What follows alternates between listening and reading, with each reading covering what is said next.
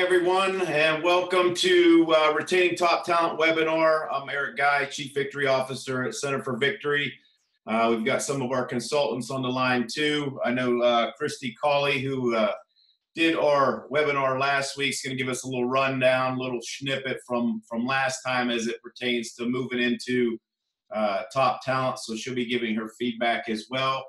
We have still people coming into the fold here, so I'll continue to admit people. I know we had a large sign up for this, so I'll continue to admit people as they come in. But before we get started, Christy, can you just take yourself off mute, say hi, and then give us kind of a little rundown of what you went over before? Yeah, sure. Good morning, everyone. So happy that you carved out some time for us this morning. One of these topics that are near and dear to our hearts and usually a pressure point with all of our to-do things. So we're talking today about retaining top talent. Last month, we highlighted some key strategies and just thinking around trying to attract talent. And before we actually hit send on that posting for the job, there's some strategic work that really pays dividends if you take some time to do it in advance. So of course, for those of you who have access and who fully utilize Predictive Index, that's one of the key tools that we use. For others that might be new to this conversation, there's some great techniques that you can put in place too, and then we can chat with you how PI can make it a little easier. So for retaining talent or attracting talent, first and foremost, we really want to do a deep dive on where are we with our company? What are our goals for the year? What are we trying to achieve?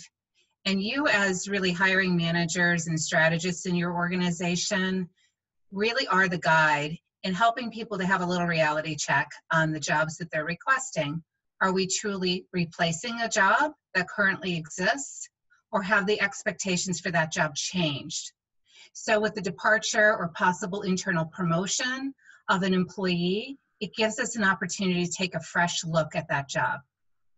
So key point on that, what are the defining metrics? How will this job be evaluated for success? What does the team, the department, the company function require from this position? Just had a client recently that talked through a job, and actually we discovered the job has actually elevated. There's a lot more authority, responsibility baked into the current role than previously had been considered. So that will change the matrix or the criteria of the type of candidate that we're looking for. So really take a deep dive on state of the place, reality check, what is the job design? For those of you with Predictive Index, you can utilize the system under the hire module to really create a job. And I recommend doing this whenever you have a significant change. So maybe this role doesn't change that much, but the role that it reports to or the size of the team may have changed. That may shift some of the priorities and some of the considerations in shaping the role. So now we take that knowledge that you've discovered, that reality check on what it is and what it isn't. What are our expectations for this role? Who is the person in this role that will interface with others? How will they be managed? What is that style? So again, you can check out your team dynamics in PI to help shape that vision. Get everyone on board and get aligned, and then use the system to help you figure out next steps. Use the job assessment to help define the job and consider how the job would be best described. Remember, you're marketing this. Candidates that are out there have lots of opportunities. We know this well. Filling the job with a body is sometimes a desperate move, and I've done it myself, but it's really the right person in that job that's really going to make all the difference in the world. Otherwise, it ends back up on your plate. Extract items from the job report that you produce with your team and use it as part of your posting. Remember, you want people to understand the exciting part of joining your team and also what's exciting about this job. Nobody's signing up, no one's coming in an interview because they get to process 1,000 invoices a month.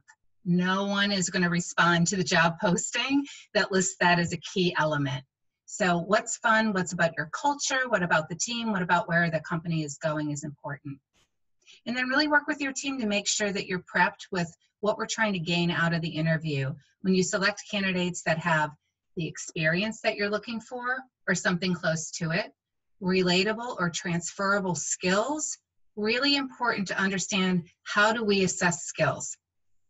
We talk a lot about behavior with PI, but a piece of the puzzle is skill assessment. What do they have to be prepared to do early on in the job, and what can we grow and develop them to learn to do?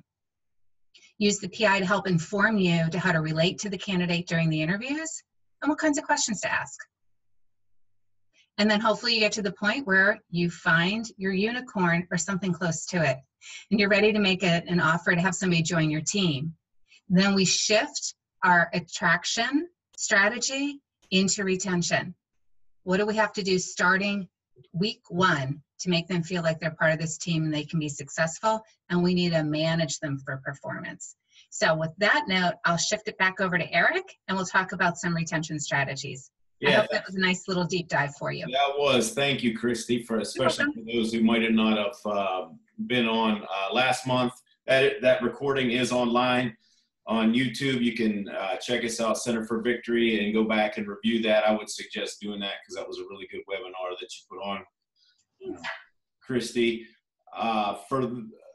And then as we continue, Christy, if you want to jump in here or there, please feel free. I know, I think Zach's on the line too, who is one of our consultants. If you have anything that you want to add here, gang, maybe Colleen, I'm not sure if she's on or not. There's the list came through. There's a lot of people on this currently, so I can't keep track of everybody that keeps coming on. But if you have little tidbits here and there, would appreciate it.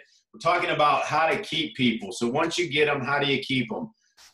Pretty much all of our clients are in this situation right now where they're getting some of the right candidates, but how do we bring them on board? What do we do for them once they're there? How do we keep them? How do we keep them from going elsewhere? How do we keep them engaged? And we're going to be talking about that today and how to do that. We're going to start out, though, with a quote from my man, Fred Rogers. So just let's keep it real with Fred today. It says, the world needs a sense of worth, and it will achieve it only by people feeling that they are worthwhile. When we're talking about engagement, keeping people, keeping your top talent, people have to feel appreciated. When people feel appreciated, and that's for any organization, microcosm, whether it's family, at home, in your community, at work, when people feel they belong, they typically stay. So good advice from Fred. When we look at the whole talent optimization piece, most of us have a good business strategy. Most of us know what we want to get at the end of the year. What most companies struggle with is this piece in the middle, which is your people strategy. Most companies don't have a people strategy. More companies are moving to that because they understand, one, there's a lack of talent out there. And if I get somebody, I've got to keep them engaged. I've got to keep them happy. One of the things that Christy went over with you is, how to design that job, hiring the right people. What we're going to spend some time on today is the inspire piece. Just know that as you go through all of this, though, in your people strategy, you have to constantly diagnose. And that's where if you're working with one of us, if you're working with a consultant, keep in mind we have to constantly diagnose. Do we have the right people in the right role? Do we have right fit, right manager, all that?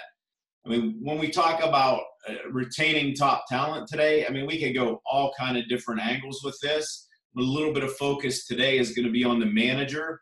I think what we'll do is maybe come back and do another webinar, maybe focused on culture and then team dynamics. I think that would be helpful too, because that's what we're hearing. If this is how some of you need to explain it, feel free to use this.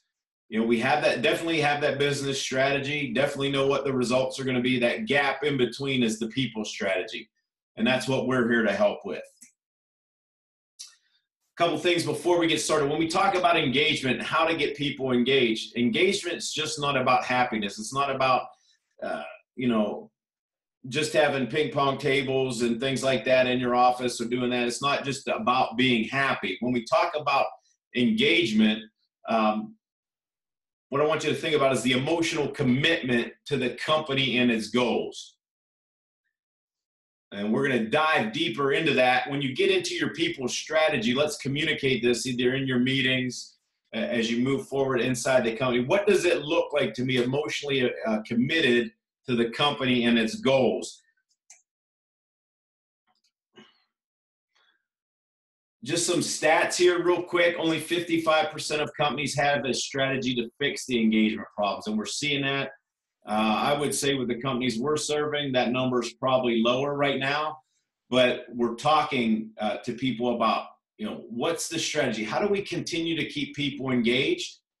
And the companies that we work with that have this, better engagement, less turnover, it ripples throughout the organization. Another stat here, the problem is real. 98% of CEOs don't pay attention to engagement data. Probably tell you something you already know. We need to start paying attention. How our employees are engaged, what they're doing, because if we don't keep them, somebody else will. Again, hope this is helpful as you have discussions inside your company. One of the things that we talk about is discretionary effort. And what that is the have to versus want to. An engaged employee, how do you keep top talent is keeping them engaged. An engaged employee, a couple bullet points here. They're not working for a check, so higher purpose, they have passion inside the company.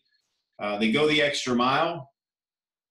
They do care what customers think, know that time is money, so they have more of an ownership mindset, work more efficiently, and put in longer, more productive hours. And what we're trying to fill here, that discretionary effort, that's kind of what we want. But when the want to outweighs the have to, people typically stay. And that's what we're seeing in a lot of companies that are really putting a lot of effort into their people strategy. They're talking about how can we get that discretionary effort, that extra 30, 40% out of our employees, keep them engaged, not overwork them, right? Because sometimes what happens, I think people see that want to and it's so much higher and they think, well, we're just overworking our top talent. Emotionally, when I want to do something, I get up, I don't take as much time off of work, I'm more productive, I'm more efficient, nobody has to ask me what to do, I initiate things. There's a lot of emotional energy spent in just the have to piece. When I want to, I don't have to spend all that emotional energy. I get out of bed, I want to go to work, I want to interact with those people at work, I want to interact with my manager, my team, I love the culture. That's what we're talking about. The question for you and some of your homework would be, how do we get that out of our folks? Some of that could be just by incorporating and going over some core values. Some of it could be putting the right people in the right role, what we're talking about today, have the right manager, put them in the right team dynamic. We have all that to consider when we're talking about how do we retain top talent. Now, do we want them happy? Yeah, it's nice to be happy. And typically when people are engaged, they are happy. But it's not just about happiness, but just for this clip here, we're going to play a little song there. This is what an engaged employee feels like. So thanks, Pharrell, for that.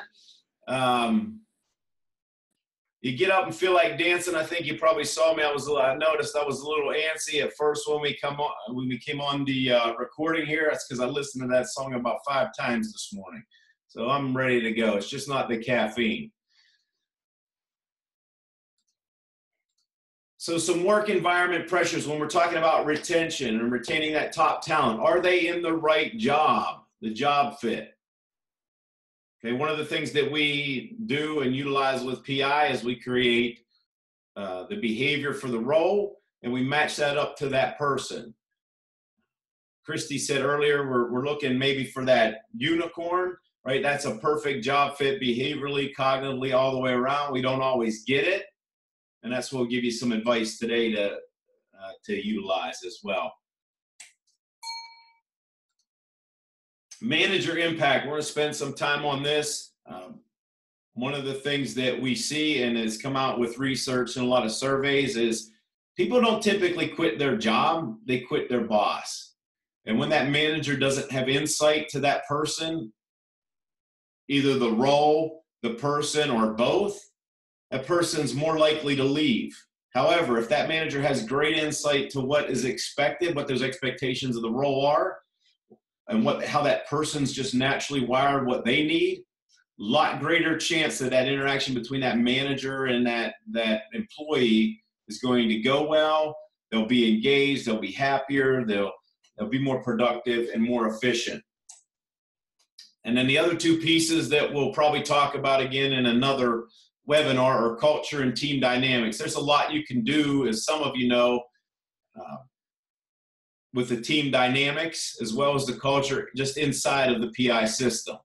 I don't want to get into too much of that today, but we can use the group analytics, the team dynamics, a lot of good stuff there to utilize. When we look at how do I retain my top talent, we look at the individual. So those of you that are on the line here that aren't familiar with the predictive index system, this is what we utilize for the person and for the role to help make sure there's a right fit. And what this gives us, what the PI gives us, is that person's level of dominance, or how they like to share and experience ideas, how they like to best communicate, which is that piece that you see on the screen with extroversion. You know, what kind of work environment suits them best, which is what you'll see on your screen labeled as patience there. And then lastly is formality. We think about how much information a person needs to make a decision. And when you take that into consideration, you have the PI that prints out that person's behavior, and you use that to manage the person. When a person gets what they need out of the environment, right, they tend to be more engaged, tend to be more productive, tend to be more efficient, and they stay longer. And we're going to get into that. We're going to give you some guides to that. Some of you already have this, but it's good to review. One of the things that we teach a lot is the platinum rule in PI. It's not do unto others as you would have them do unto you. If I managed everybody how I was wired, this place would kind of go crazy. What we want to do, I want you to think platinum rule. Treat people the way they need to be treated for maximum productivity and efficiency. If you are one of our clients, a couple of the things that we think about are that person's highest drive. When we're looking at people and say, how do I keep them engaged? How do I retain them? When you look at their highest drives of that person, that's a good, very good indication of what that person needs.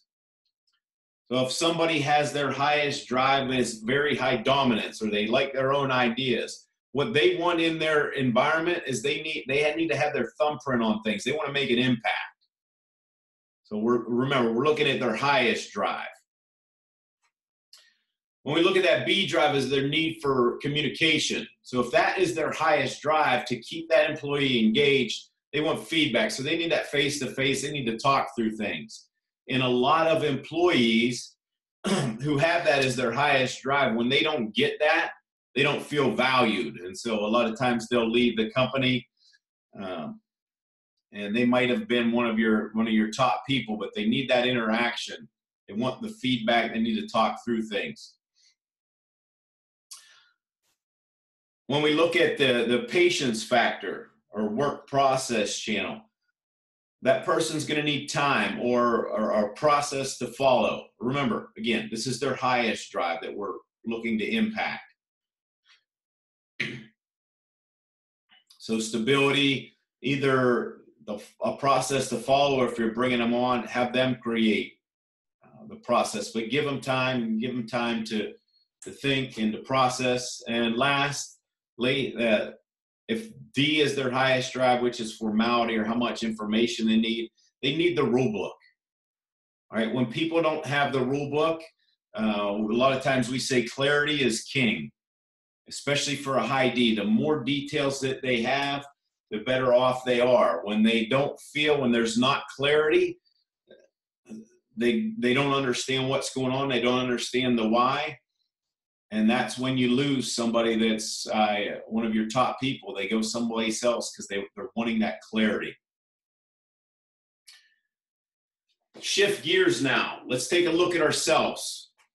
Right? One of the biggest, as we said, one of the biggest forces of disengagement inside of a work environment is the manager. People don't quit their job, they quit their boss. You need to know your management style as a manager. If you're managing people, if you have direct reports, you have to know how you're coming off. And sometimes, we have to adapt our behavior to that person. And when we think about if our highest drive is that A drive or dominance, we have just a tendency to tell. Again, that sometimes works with other people that are high A's, but if they're on the lower side, they don't respond well to that. I've had a client in the past where the manager was a really high dominant kind of person, and he managed about 15 people that were machine operators that were like to share ideas, that were very collaborative in nature, and he would just tell, scream and yell sometimes. And his retention rates, he had the right people for sure, but his retention rates were not good at all. He was having almost 100% turnover, and he just didn't want to change the way he was doing things because he thought everybody operated that way. When we think of extroversion, as you're a manager, that whole talking through things, a lot of times that works well as a manager. If I have other people that are more like that, typically doesn't work well with somebody that needs to think through things. It would be on the lower end of that spectrum. C drive, when we look at someone like Steve Jobs as our leader, as a more process oriented. It's about the experience. Again, works well if you have a bunch of people that are like you there. Might not work well if somebody doesn't have that particular drive. And then as a manager, if you're high on the detail piece, again, works well if you have a bunch of people that are like that need the rule book and things like that. But if you're in an organization and you're a manager and you're managing, your typical outside salesperson, all those rules and micromanagement don't feel real good to them. And a lot of times they're the right person, but they end up leaving because they feel micromanaged. There has to be an ability to manage back to that person, and we're going to get into that. Some of you that have been through the training, and by the way, let me congratulate some of you. I see on the phone some of our new PI Jedis that just went through the training the past 2 days. I want to congratulate you for sitting through that, getting certified, and look forward to those action plans that come out of that training. When we talk about what people need, right? As part of that training in the PI, what you get, and some of you that have the new toolkits, the gray books. Again, I think I said this 2 months ago. If you don't have the new gray toolkits, get in touch with us. But this would be on page 6 of that new gray toolkit in the PI training. Treat people the way they need to be treated for maximum productivity and efficiency. So if I had somebody that's a high A, high B, low C, low D, I'm going to treat them differently. Their motivating needs and how I retain them is going to be different, much different from somebody that's a low A, low B, high C, high D kind of person. That high A, high B, low C, low D, hopefully you can see my little arrow here. That high A, what they need is they need recognition for their own ideas. They need their thumbprint on things. They need a little bit of freedom and independence to act independently on their own. If their highest drive is B, they need that face time. They need to talk through things. Low C, they need lots of moving parts. Typically do better outside the office, especially when it's really low, or if they have the ability to be interrupted all day long, move in and out of meetings. And if that person's a low D, they just need general performance feedback. Again, not a lot of coming down with a micromanagement and things like that. If it's a different kind of person, let's go completely different, low A, low B, okay, high C, high D. If it's a low A kind of person, what they need is more reassurance, harmony rather than friction. They typically don't like conflict, right? They need a chance to be more collaborative, a chance to listen and give their stake in whatever situation that they're in. Low B's, time to think through things. Give them an agenda, things of this nature. High C, they need to know what the changes are. They need familiar surroundings. One of the things that we say about a high C is if you can take them out of a high traffic area, a lot of times just doing that will increase their productivity and their engagement inside the work environment. And then if it's a high D, they need more certainty. They need to know the rule book. Specific performance feedback sounds like this. Love what you did, so-and-so on 1, 2, 3, and 4. Next time on this, I'd like you to do it this way, and this is why. That sounds like clarity to somebody that has that high D. Sounds like micromanagement to somebody that has that low D. So if you want to start, here is a good place to start to become a better manager, to help increase your retention rates inside your company. Start treating people the way they need to be treated. Because again, when we get our needs met, tend not to leave. And we tend to do more, tend to be more productive. So one of the questions that always comes up is, what do you manage? Do you manage the person, or do you manage the role? And a lot of you know that have sat through the training that the answer to that is both. There are 2 tasks to being a good manager. You have to manage the person, and you have to manage the job. How do I know what to do? We already went over the person, and I'm going to come back to that and give you another tool inside of your toolkit of your PI software that if you're not using, you probably should be using, and then manage the job. And what that means is those are the behavioral expectations for that role that you can communicate clearly to those folks. Up here on the left-hand side, managing the person.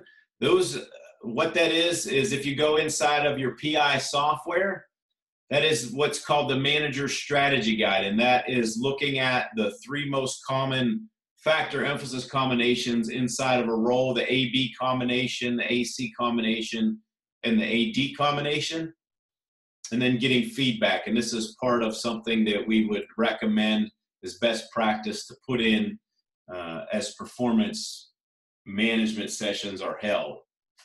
But let's get into I think we're going to get into the job here. And this is from the software. So those of you that are watching this that aren't yet clients of PI, this is something that's generated inside the system. If you're interested in a demo of this, please get a hold of us after this webinar is done. What you have in the orange would be what we work through with our clients, and what some of you know is the job assessment. What you see as A, B, C, and D is the person. When we talk about retention, giving feedback and giving clarity about what they're supposed to do. So there's the expectations of the role, which would be more of a low A, high B, low C, high D, and then managing the person.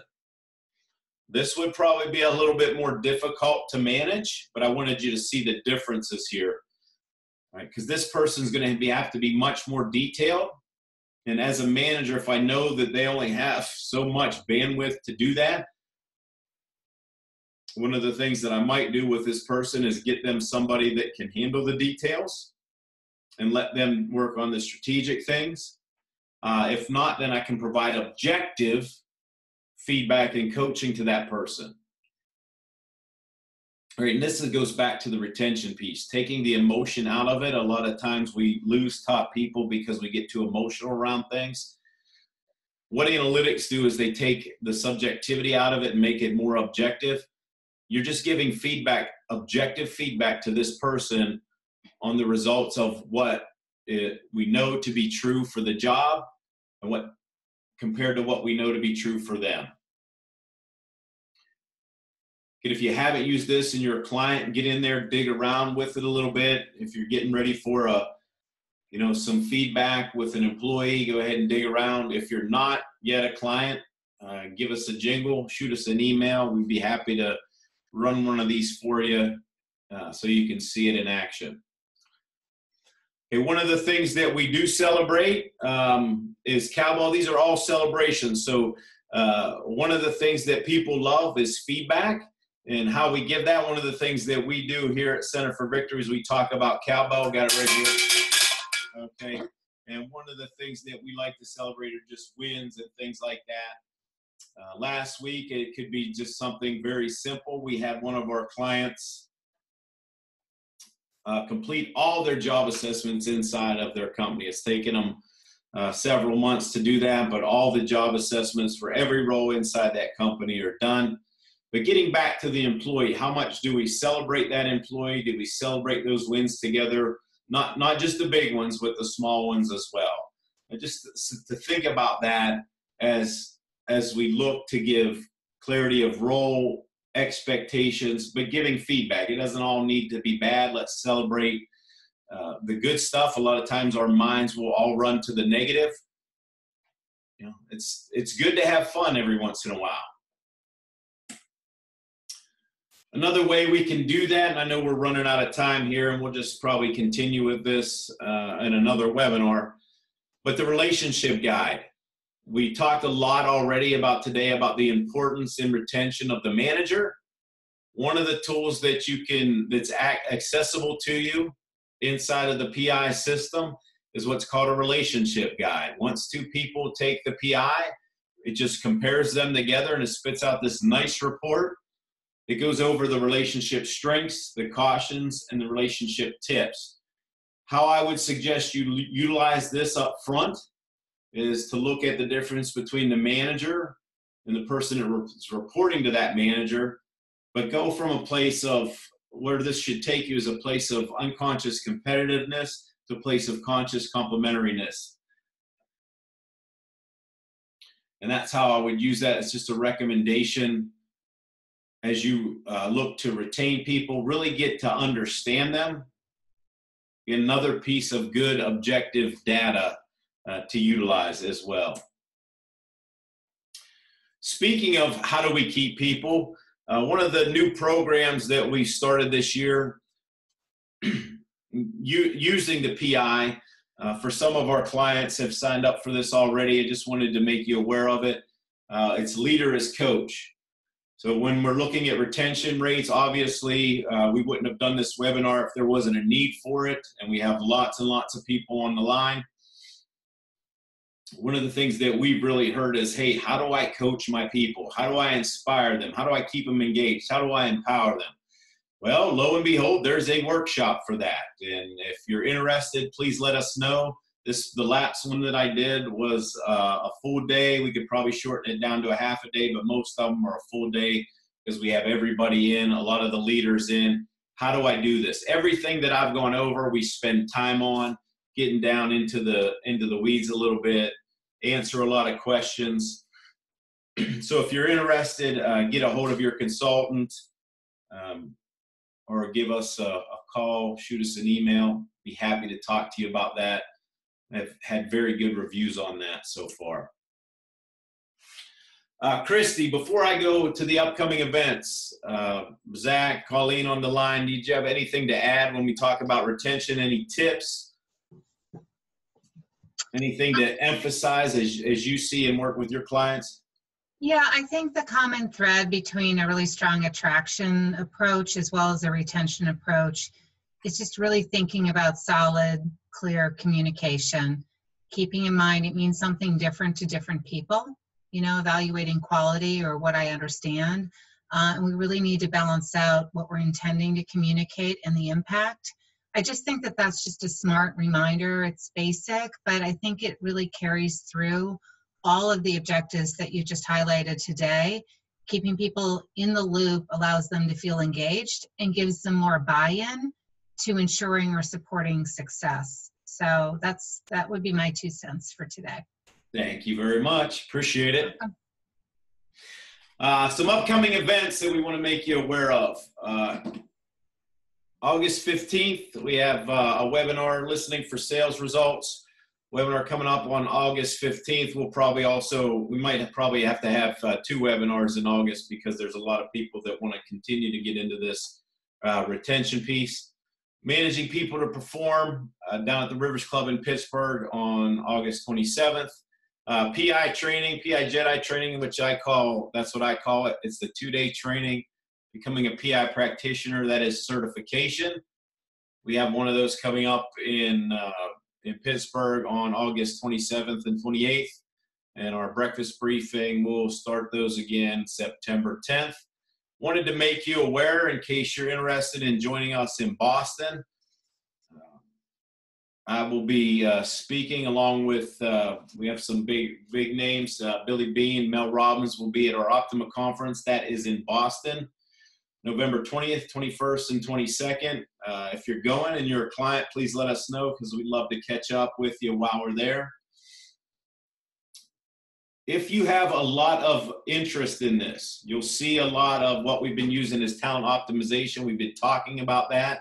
There is a chance for all of our clients, if you want to be more certified in the talent optimization piece. If you're a client already, please go to talentoptimization.org. You can look that up, and you can get a little certification from Predictive Index. If you need help with that, again, reach out. Let us know what's going on, and we can help you with that, get signed up for that. Internally, all of us have had a certification that's a little bit meatier than the one that you go on here, but we'll give you some good tips, give you some understanding of some of the things that we just already have gone through. And with that said, I'll open it up for questions. I went a few minutes late, so I apologize for that. It's supposed to be only 30 minutes. But I'll open it up for questions if anybody has questions.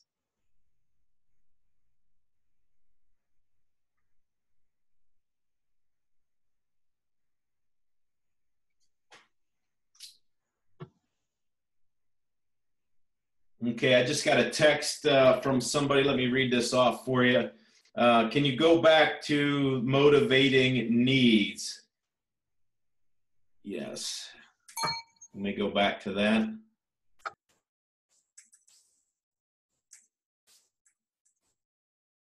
We can go back to motivating these, and where again do we find that in our PI material? In your toolkit, you will see this. It's not blue. It's our look, tone, and feel are on this right now. It's the gray toolkit. Thank you, Christy. You got it right there. Actually, I do. I have mine right here too. Right? And it looks like this. The summary of motivating needs, what you're doing. What's it saying? How do you utilize again? When you have that person's PI, what you're doing is you're looking at the top graph, their self, and you're just plotting high or low right on this summary of motivating needs to help you understand what they need out of that environment.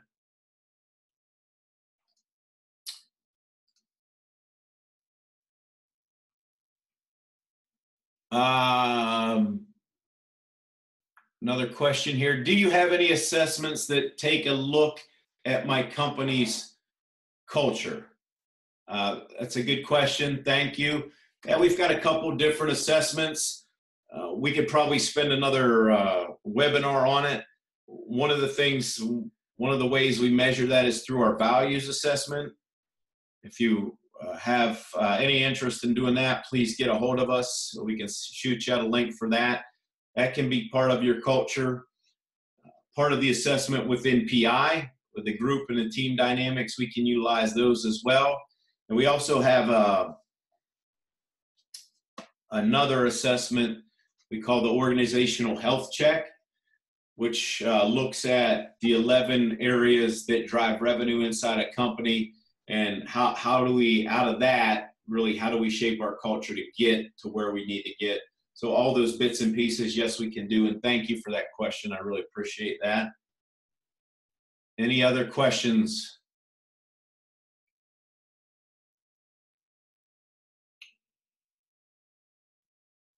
Okay, here's another one that's coming in.